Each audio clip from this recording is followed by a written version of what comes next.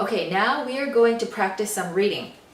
This time you don't have to pause the video, so just try to read the passage at a good pace, at a good speed, but you don't have to rush. Just try to finish it in the time that's given.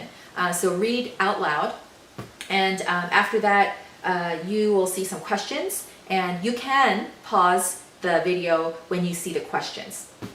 And then answer the questions in complete sentences, and then we will discuss them together.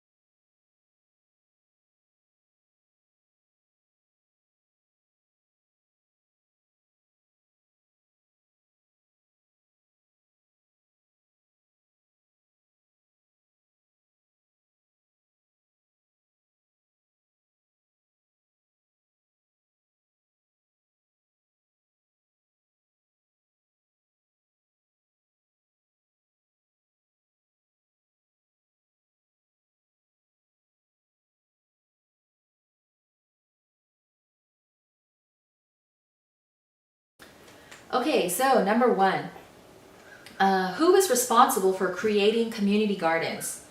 So you might say, members of the community are responsible for creating community gardens. Number two, where do people build community gardens? They build them in unused, empty parking lots. Number three, why are community gardens worthwhile for residents? Give 2 reasons. So if you look at the second paragraph, you'll see several reasons. So you might say, some people use the gardens to save money on bills by growing their own fruits and vegetables. Others like the taste of their own fruits and vegetables. And also, immigrant families often grow fruits and vegetables from their native countries that they cannot find in supermarkets. And finally, residents also go to the gardens for light exercise and fresh air. Okay, and then number 4, how do community gardens result in less crime? So you can say, they bring neighbors closer together because they have to work together to create, maintain, and harvest their gardens. And then finally, number 5, why can we expect to see more community gardens in the future? So you can say there are great things gained from them. You can find that in the last paragraph. You can also say they are worthwhile for residents and they create positive changes in a neighborhood, such as offering safe green space, helping the environment, and keeping city air clean. Okay, so let me make a few comments on this passage, on this article as well. So I want to explain the difference between a few and few. So we have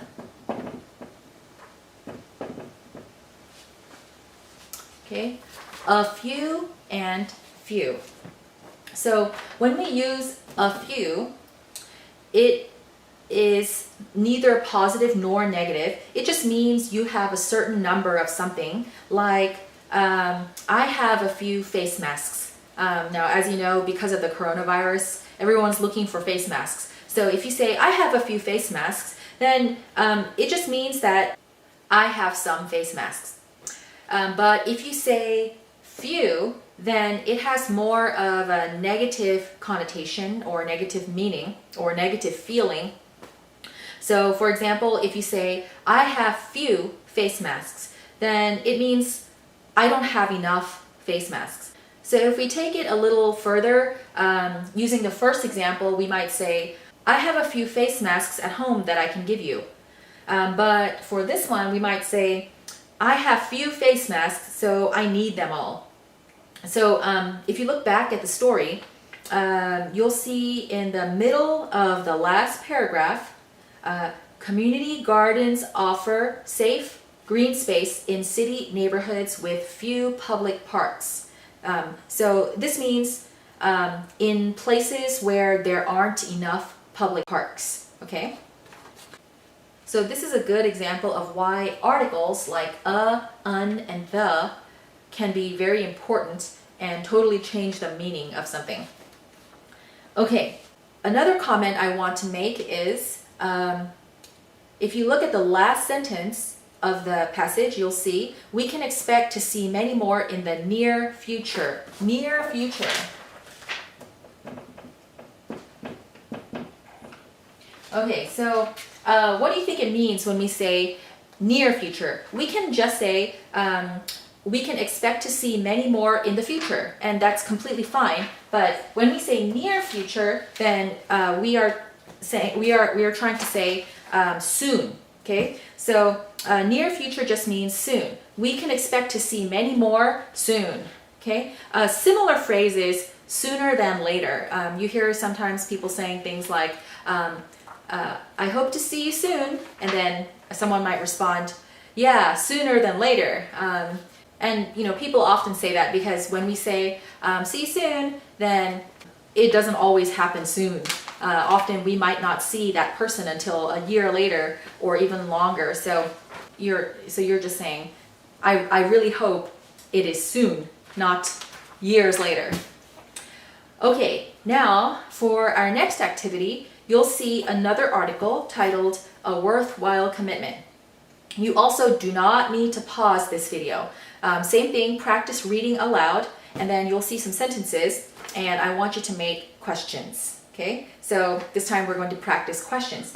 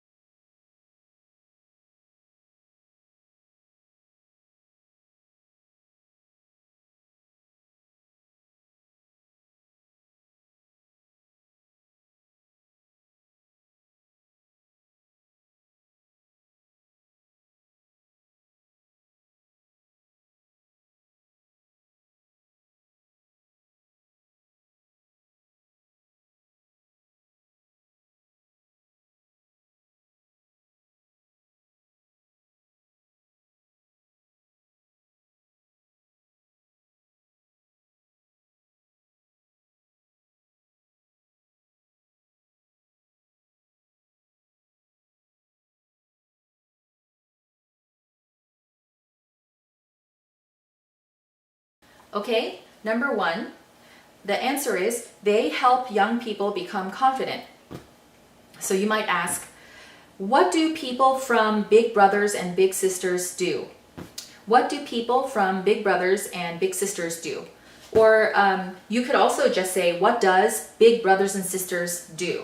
So Big Brothers and Sisters is the name of the organization, but as I mentioned before, when you are referring to a company or a business, then even though the company or business is one unit, it is made up of people. So when we use a pronoun, we use they instead of it. So the organization, the people in the organization, help young people become confident. Number 2, the answer is they meet once a week. So you might ask, how often does Rick meet with Leon? Or how often do Rick and Leon meet? Okay, number 3, he was lonely and insecure. So we might ask, what was Leon like at first? Okay, what was Leon like at first? Or what was Leon like in the beginning? Or what was Leon like before Rick met him? And then number 4, you can share the kinds of activities you already like to do. So you might ask, what can you do with the young people there? Or what are some of the volunteer duties? And then number 5, it is fun and worthwhile. So you can say, why does Rick recommend volunteering with big brothers and big sisters? Why does Rick recommend volunteering with big brothers and big sisters? Or you can even ask, what is the main idea of the article? What is the main idea? Okay, so now you're going to see a volunteer advertisement. So look over it and then make questions again for the statements that you see.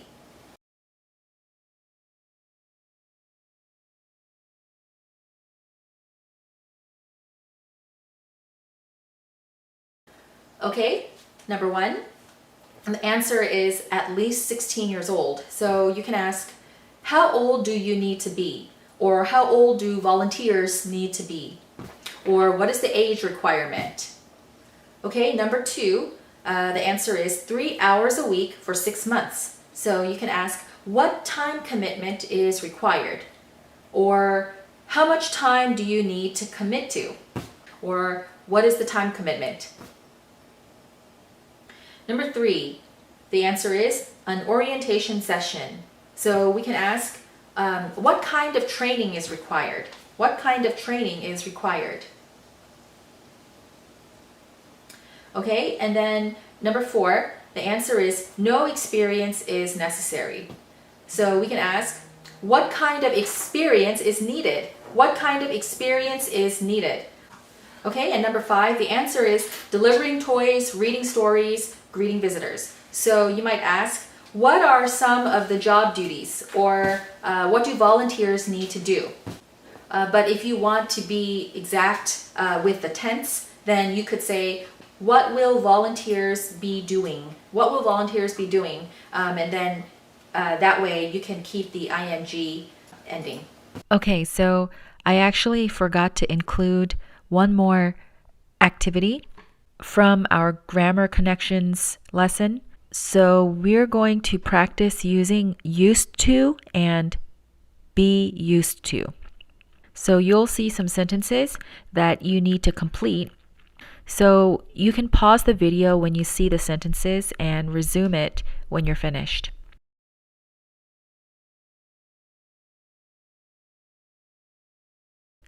Okay, so let's go over the sentences together.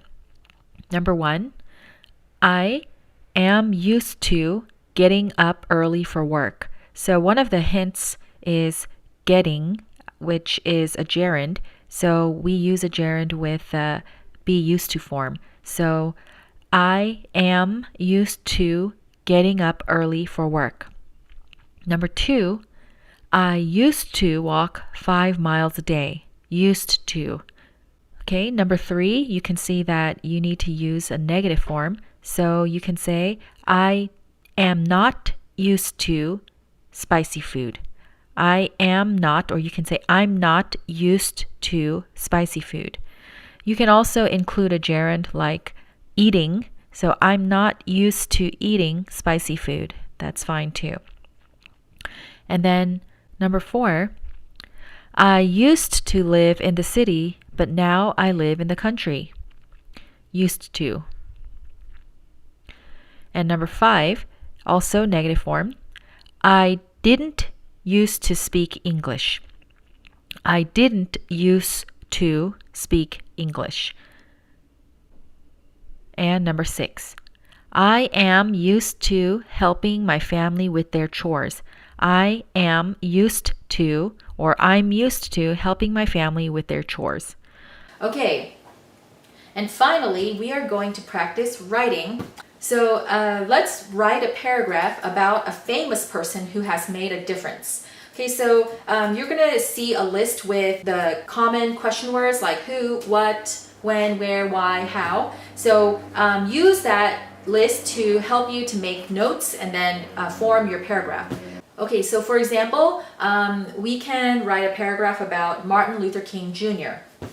So this is a very simple paragraph, but it answers those important question words.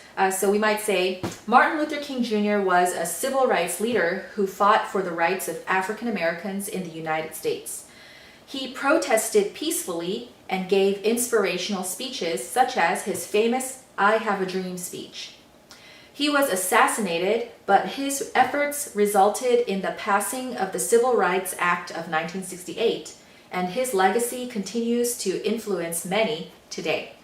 So for this one, you can pause the video when you see the list of question words, but after that, you can take as long as you want to write the paragraph because this is the end of our lesson, and you can also send that to my email. Okay, that is the end of Unit 5.